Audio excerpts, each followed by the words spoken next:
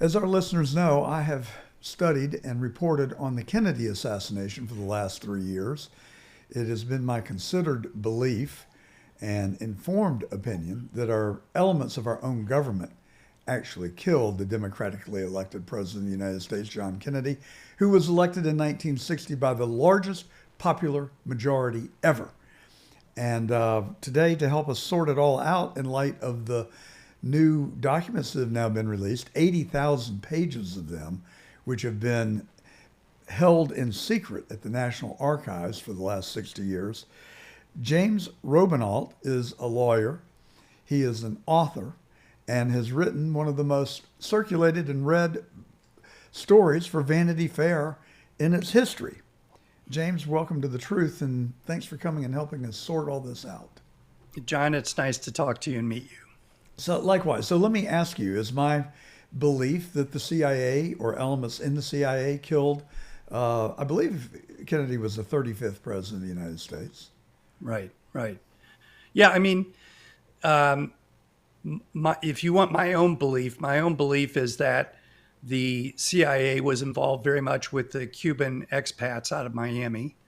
They got entangled with Oswald when he was in New Orleans.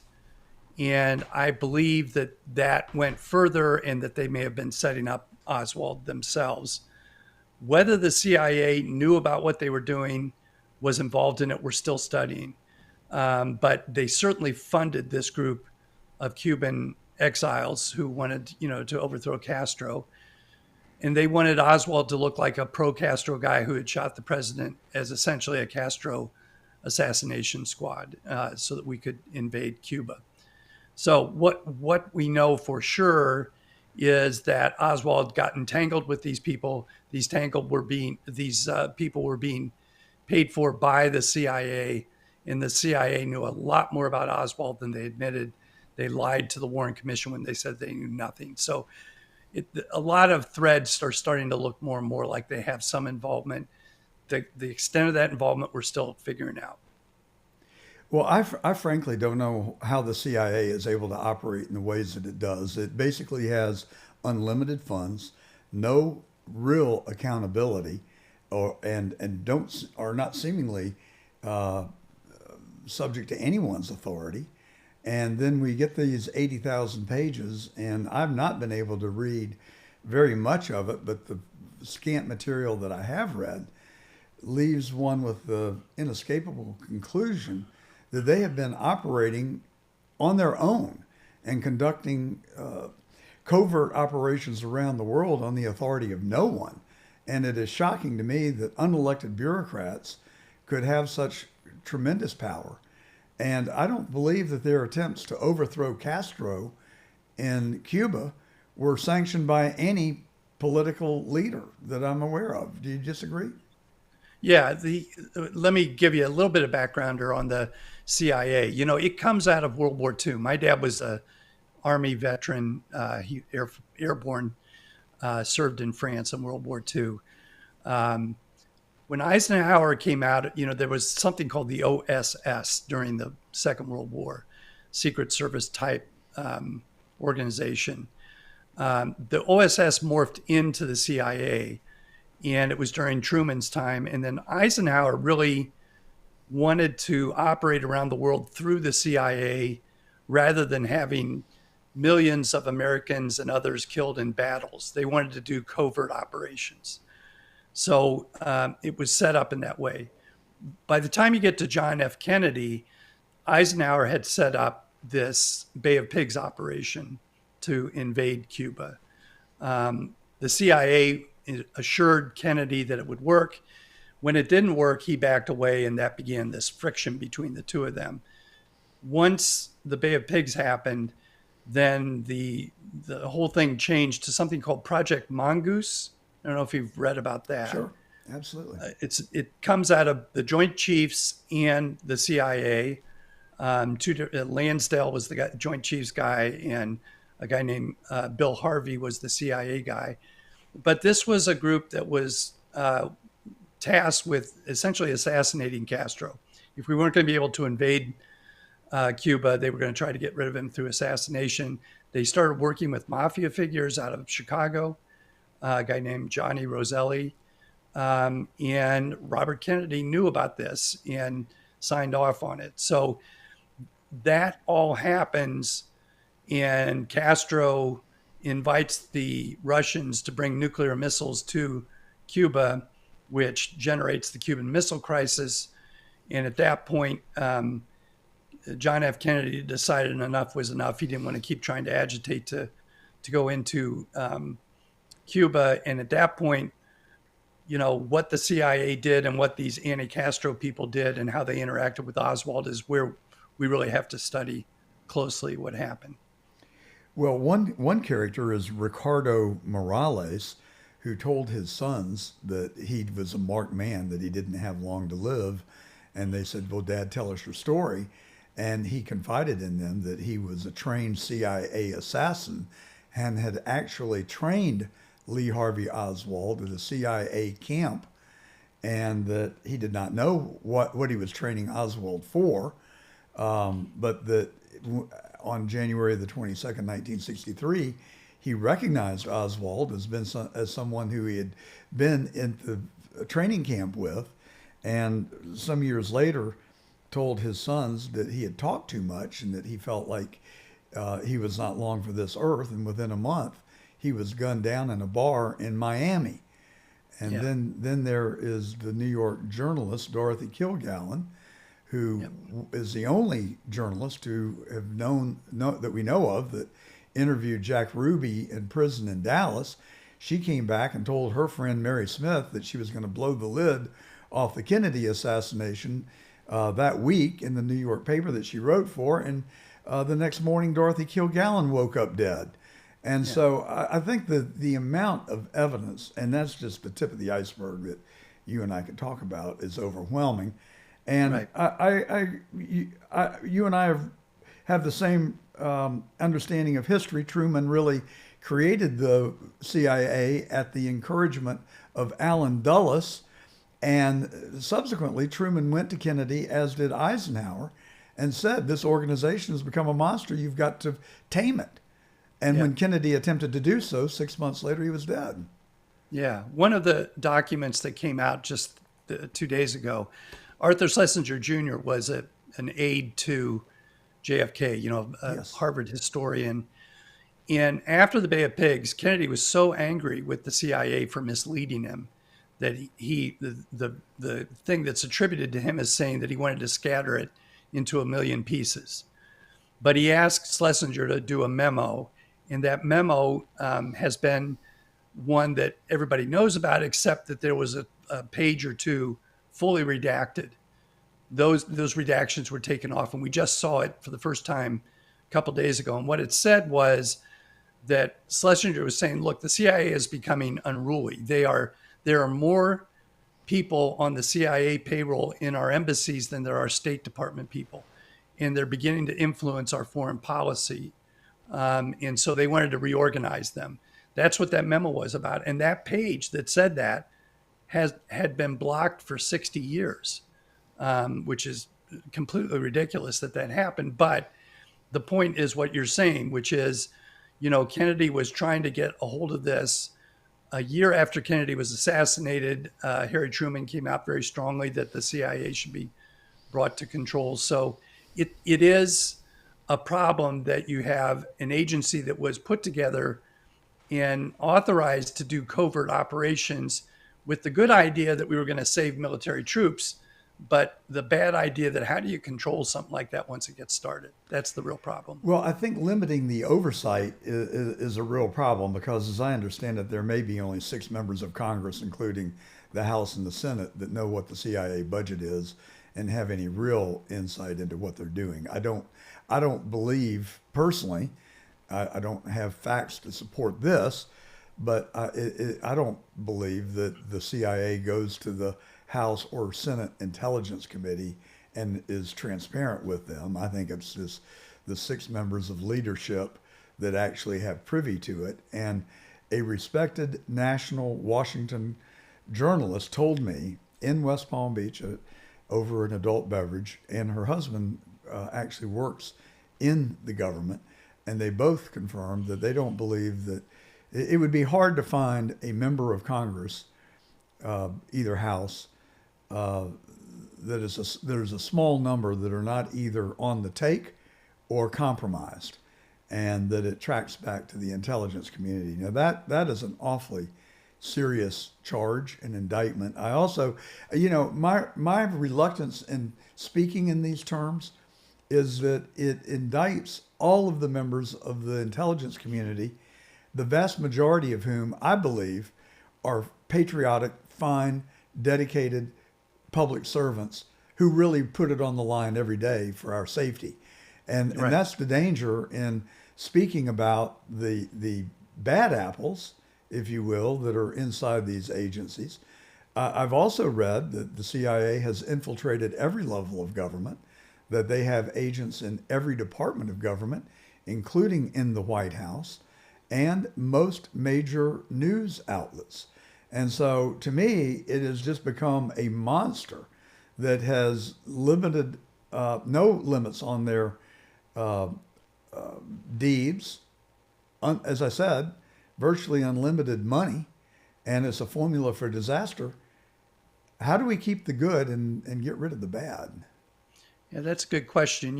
After Watergate, there was a thing called the Church Committee Sure. that investigated the CIA really for the first time and brought people in and put them under oath and established various things like the fact that the CIA had been behind overthrowing the Guatemalan government, that had been behind overthrowing the Iranian government, and that they had been involved in some assassinations. So there was an attempt at that point through Gerald Ford to try to limit by law what CIA can or cannot do. So that's all the way back in the mid 70s that's happening.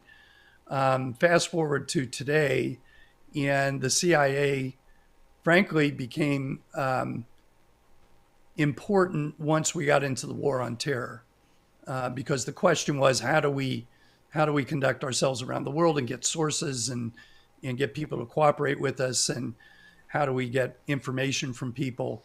And so once again, you saw their power rise because people felt a threat and felt that they needed this sort of intelligence gathering around the world, which is where they're supposed to be doing it, not internally. And we've got the FISA courts that came out of these laws and all that sort of stuff.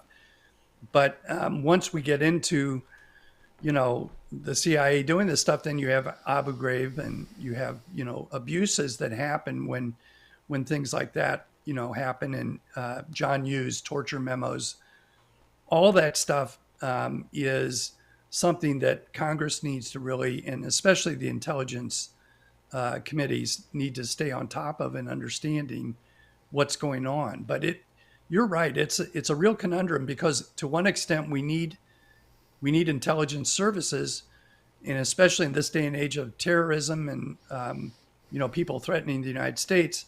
And on the other hand, how do you control a secret group? It's really very difficult. So, Well, especially when you have bad actors in it. And Yeah. when you look at the FBI and the dossier, the Steele dossier that was funded with taxpayer money, essentially, and it was an attempt to get at Hillary Clinton's political opponent. It was authored by Perkins Coie law firm, and it led to a 3-year fake impeachment proceeding against Donald Trump, and $40 million just wasted on the Mueller investigation, which exonerated Trump and found no evidence of Russian collusion or association. And, I admire you, James, that you can talk about this so calmly. I have to really self-discipline myself not to go crazy when I'm thinking about this stuff, because I think it is morally and ethically reprehensible that people would act in these ways, and they're not being true Americans, in my opinion, because my litmus test is whether they obey and follow the Constitution. And there is no basis in Constitution or law for these kinds of acts. And I'm just so pleased that finally it seems like we're making progress in showing light on these bad actors and that there may be some accountability. And I think there needs to be real accountability so people are dissuaded from committing these kinds of egregious acts in the future. But certainly Yeah. killing a duly elected president of the United States to me is about as treasonous as it gets.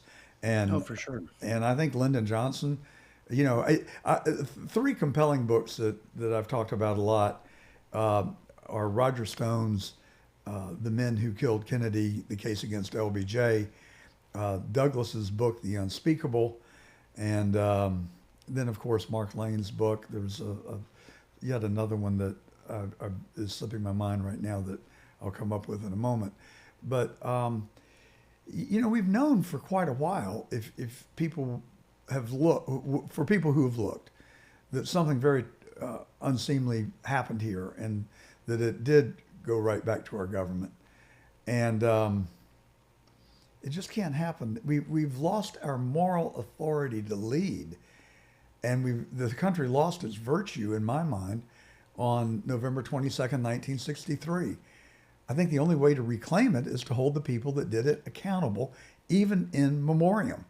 And I know Dulles Airport was named for John Foster Dulles, not Allen Dulles, his brother. Right. But I'm Right. sorry, rip the name off of it. And every schoolhouse and every street that has Johnson's name, and every building, including the FBI headquarters that has J. Edgar Hoover's name, their names have got to be removed. And we've got to establish a moral high ground in this country. At least that's how I want my kids to be able to live, in a country that is founded on those principles. Yeah, it's interesting. You looked at some of my books. My second book is on Warren Harding, Ah. our 29th president, and it's called The Another Harding Buckeye, Affair. a Another fellow Buckeye. Buckeye of yours and mine. Yeah, that's right. That's right. He had an affair with a woman, long-term affair with her, like 15 years. It turns out she was a German spy during the First World War. Her name was Carrie Phillips, and he wrote love letters to her. She kept them. And those love letters were put under seal in 1964. I got an advance copy of them and then wrote this book off of the letters. But it required me to look closely at World War I. And what's interesting, most people don't know this. I mean, you talk about our democracy and the difficulty of having, secret agencies and things like this. During the First World War, there was a group called the American Protective League, which grew up. And it was to help go after German spies in the U.S. So because the FBI was then called the Bureau of Investigation. This was the beginning of Hoover, by the way.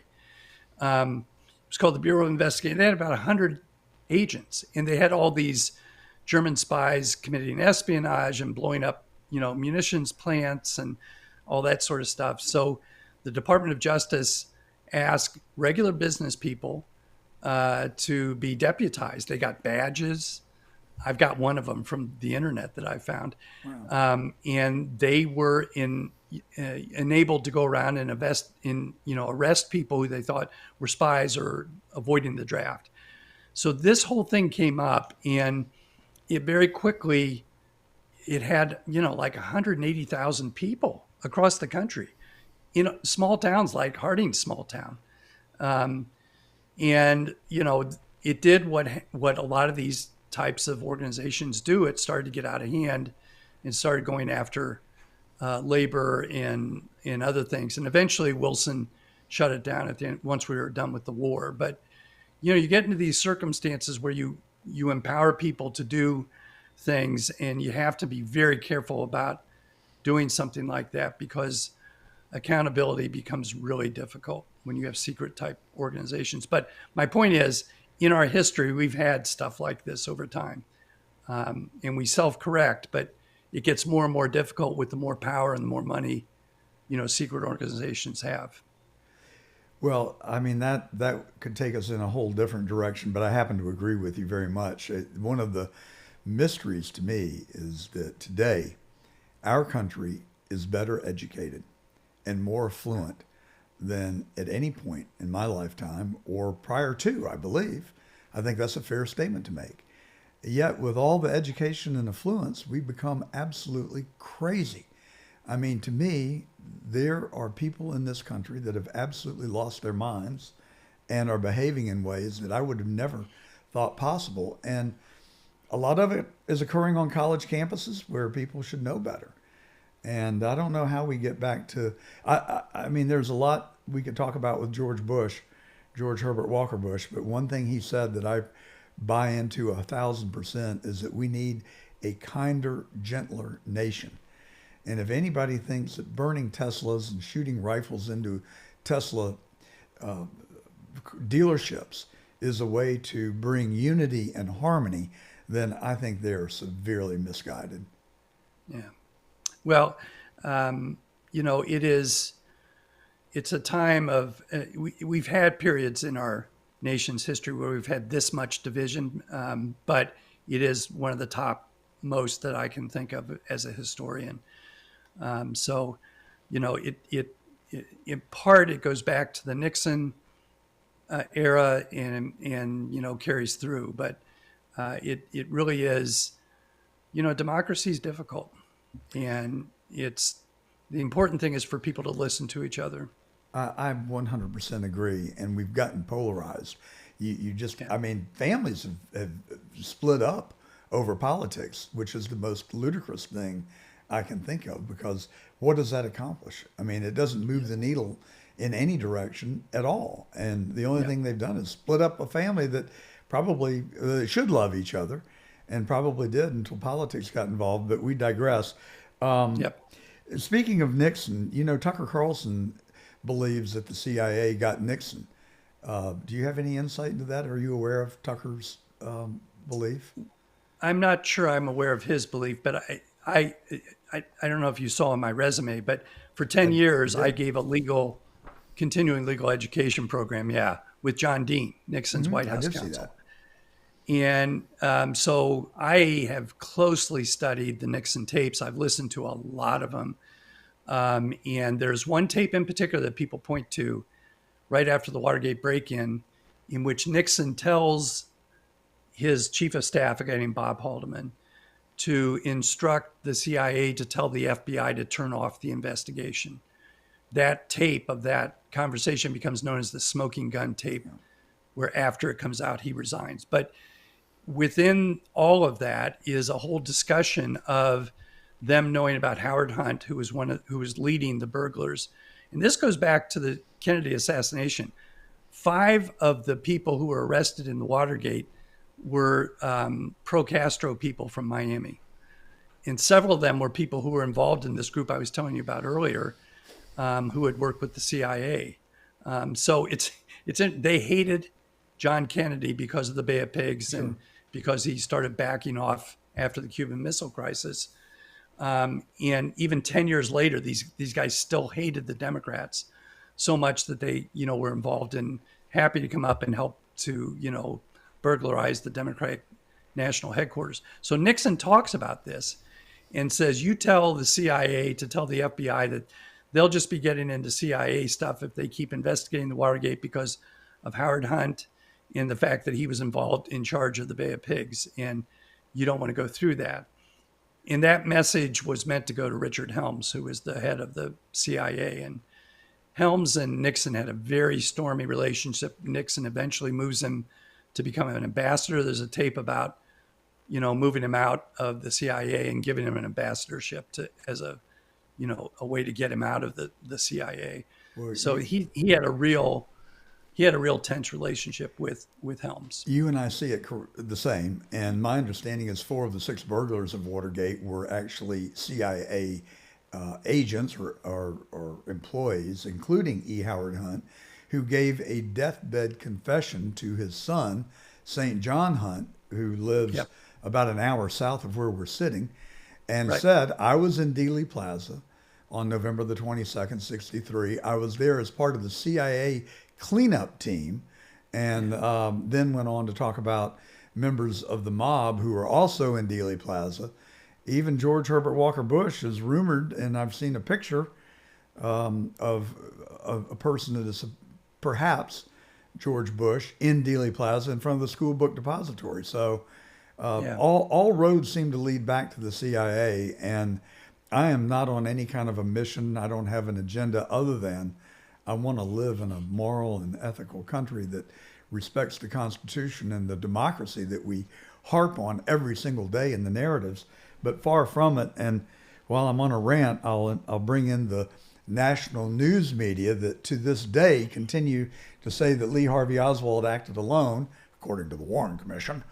And they've maintained that narrative, just like I read an article in the Atlanta Journal-Constitution today by Patricia Murphy that said that Donald Trump continues to maintain without evidence that the 2020 election was stolen. Well, now, Ms. Murphy, if you're listening, I have seen the evidence in Georgia. I worked as part of a legal team that brought a case against the Fulton County Board of Elections. I have seen the evidence. I've played devil's advocate with our forensic accountants. I have spoken to our expert witnesses. I've also spoken to witnesses whom no one impugns their character, including Susie Voiles, Bridget Thorne, Scott Hall, and Ms. Satira, who saw 20,000 absentee ballots that were pristine, all marked identically in the State Farm Tabulating Center. That's 20,000 ballots in an election that was ostensibly lost by 11,780 votes. So I've actually spoken to Ms. Murphy. She interviewed me when I was running for Attorney General in Georgia 2.5 years ago, and I laid out that evidence for her. Yet she continues to say without evidence. Well, Ms. Murphy, I wish you'd call me. Let's revisit it. But the point that I'm trying to make that is very disappointing to me is that the media is in on it. They have maintained the company line for 60 years. There is no journalism with respect to the mainstream media. And I've never understood, I questioned in my own mind, how is anyone able to conduct and maintain a conspiracy of this magnitude? Then we learn that Politico has been paid over $8 million, some as much as $75,000 and $100,000 platinum subscriptions by people in our government to Politico. And so we're wondering why they write whatever someone is telling them to write. And then we find out through Michael Taibbi that after Elon Musk buys Twitter and he has access to the emails, that Twitter has been paid $3.4 million by the FBI to cancel and censor people who did not maintain the company narrative with regards to COVID and the vaccine. Good Lord. Yeah. Well, you're talking about a lot of stuff I didn't come on this show to talk about because I'm here to talk about the Kennedy assassination and stuff that came out. Well, so this relates directly to the Kennedy assassination because but the stuff you're talking about, I haven't closely studied. I like to do fact-based, discussions on my end that I've actually studied. And I respect that, and there's no quarrel there. But do you disagree that the media has maintained for 60 years that Oswald acted alone when there was more than sufficient evidence to infer that he wasn't even in the Cypress nest? Yeah, it's interesting. The way I got into this was Paul Landis, who was Jackie Kennedy's Secret Service agent, finally came forward and said that he's the one that found the bullet in the limousine. Yes. And he happened to live in Shaker Heights, not far from where I lived. And I told the publisher, let me work with him. And that's how I did the Vanity Fair article about, is his revelation plausible, of what happened. Wonderful guy. Good friends with Clint Hill, who just died. Mm-hmm. And someone who was 28 years old at the time and really tried to just walk away from all of it. And then he eventually had to come back and write this book. But it's interesting because I asked Peter Baker of the New York Times to come and interview him to do an article. And you'll see that Peter Baker helped break the news of what he was saying.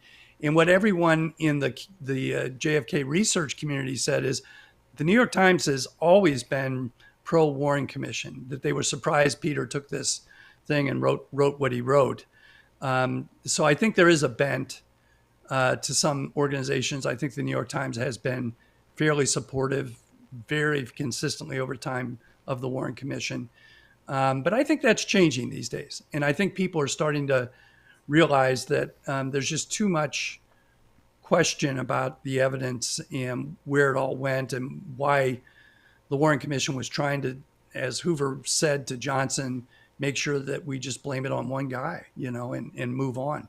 They did not want to spark a nuclear war. People forget that this was a year after the Cuban Missile Crisis. And so I think that's why all that happened back then. But I think as more and more information comes out, more and more people are starting to really look at that stuff and try to be fact-based. Well, I very much applaud you, James, and Vanity Fair, who had the courage to publish your article in 2023. We had no knowledge then that the Kennedy files were going to be released in just Right. 2 short years later. And Right. I think you nailed it in your article. It was also one of the top 5 articles ever read in Vanity Fair. So kudos to you and the publication. I'm less willing to acknowledge the New York Times's sudden come to Jesus, if you will, because I've watched intently the news of the last several months and what has happened. And I said it on this show 2 weeks ago. The files are coming out because the information is dribbling out. And you can see the news is dribbling out so that when the files come out, there won't be any real new revelations. It will have all been put on the table, and it'll just be confirmation for what most people have now already come to believe. Yeah, and it's interesting that I was watching stuff very closely the day the doc. They didn't come out until 7 o'clock that night. Yeah, I noticed that too. By 8 or 9 o'clock, the New York Times was already saying essentially, spoiler alert, it's still Oswald. And it's like, how could you go through 80,000 pages and come up with that conclusion, without spending weeks studying this stuff, maybe even months studying this stuff? So it's all, it is, people have their prejudices and their biases. And, my thought is that I try to deal with people who are based in facts and actually have facts. Well, I agree with you, and I'm perfectly tolerant of other people's biases and opinions, but I'm not tolerant of people who claim to have their own facts. And for the New York Times to assert that Oswald acted alone is just, after particularly the revelation that the Secret Service agent unveiled in the last month that he discovered yet another bullet, destroying the magic bullet theory and the notion that there was only one gunman. I mean, it just completely destroys those notions. So, well, James, I appreciate your coming on, and I've enjoyed our conversation immensely. And I hope this is the first of many conversations to come.